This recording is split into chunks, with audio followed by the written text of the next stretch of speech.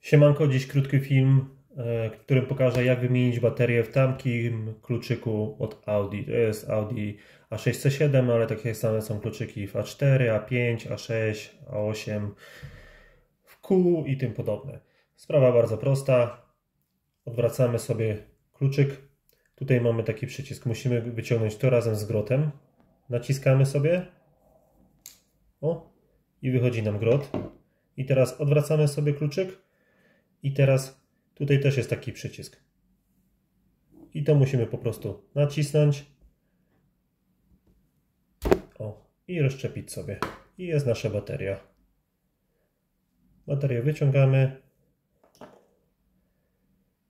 Bateria ma numer 2032. Taką samą kupiłem. Niektóre mają zabezpieczoną są folią, także musimy ją ściągnąć. Wkładamy nową baterię. Wsuwamy do kluczyka. Zatrzasło się. Wjeżdżamy z grotem. I mamy wymienioną baterię. Dzięki.